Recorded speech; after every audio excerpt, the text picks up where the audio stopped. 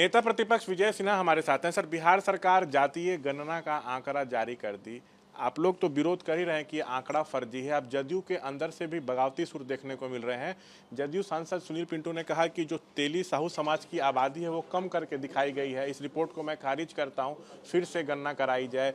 जदयू के महासचिव हैं प्रगति मेहता, वो कह रहे हैं कि धानुक समाज की आबादी कम दिखाई गई है। देखिए, कई लोग सच को बता रहे हैं और ये सच को जानकारी लेने के बाद निश्चित तौर पर सरकार को संज्ञान लेना। हम लोग पहला ही दिन कहा था कि ये बैठ करके डाटा आंकड़ा इकट्ठा कर लिया गया। आप इसको, क्योंकि इससे लोगों के सरकार की कई योजनाएं प्रभावित होगी। सरकार के जो गरीब के हित में गरीब कल्याण वर्ष के रूप में भी कई योजनाएं शुरू हुई है, गरीब को मिलता है। आप गलत डाटा आंकड़ा भरेंगे, वो वंचित हो जाएंगे। आपका आर्थिक सर्वेक्षण आपने जारी नहीं किया और जो डाटा आंकड़ा हड़बड़ी में किया उसमें कई गड़बड़ी है, आप बता नहीं पा रहे हैं।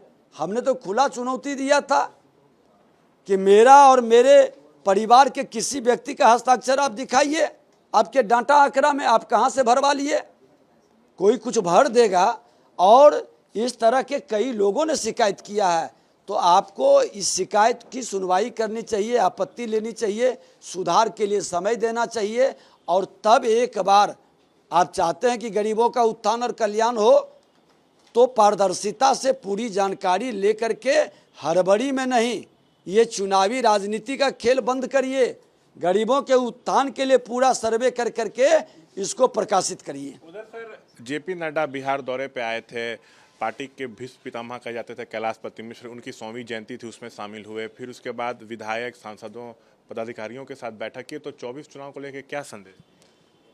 देखिए, भारतीय जनता पार्टी ईमानदारी के साथ देश के प्रधानमंत्री नरेंद्र मोदी जी अपराध, भ्रष्टाचार, आतंकवाद, उग्रवाद के विरुद्ध जो काम किए हैं, जो लड़ाई लड़े हैं, जो इस महामारी को खत्म करने का प्रयास किए हैं, आज वो दिखाई भी पड़ रहा है। और ये विषय बिहार के जनता के बीच जानी चाहिए। जो यहाँ के जंगल राज का महागठबंधन नहीं, महाठगबंधन की सरकार लोगों को वर्गलाने का, भ्रमित करने का प्रयास कर रही है। ये जातीय सर्वेक्षण और गणना के नाम पर वर्गलाने का खेल खेल रही है। ये विषय सभी लोग जाने कि ये विकास के लिए नहीं, ये भ्रष्टाचार और परिवारवाद के लिए एक राजनीतिक खेल खेल रहे हैं।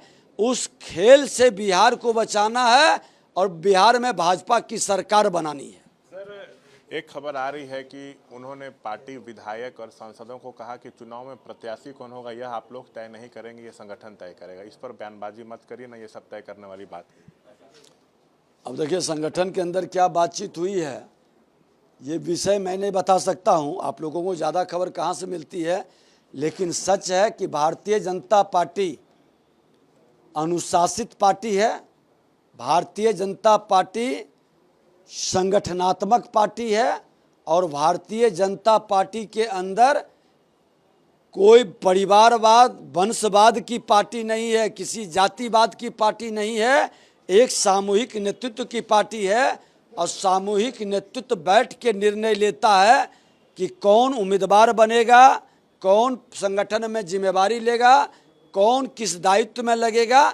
इसलिए इस पर किसी की भी बयानबाजी आती है तो वो बयानबाजी उचित नहीं है। एक आखिरी सवाल, गोपाल मंडल हैं जदयू के विधायक, सुर्खियों में रहते हैं बयानों के लिए। पिस्टल लेके भागलपुर के एक अस्पताल में चले गए थे अपनी पोती का इलाज करने। आज पत्रकारों ने उनसे जब सवाल किया तो पत्रकारों को गाली दिए, कहे कि हाँ पिस्टल लहराता रहूँगा। देखिए, अब हम उस तरह के, वो हमारे प्रवक्ता बोलेंगे। राजद जदयू के आपसी संगति से जो वातावरण बिहार के अंदर बन रहा है और जंगल राज को जनता राज जब से मुख्यमंत्री कह दिए, लोग उत्साहित हुए हैं और गुंडा राज स्थापित करने के लिए लोग खुल करके हथियार को लेकर के लहराते हुए निकल रहे हैं।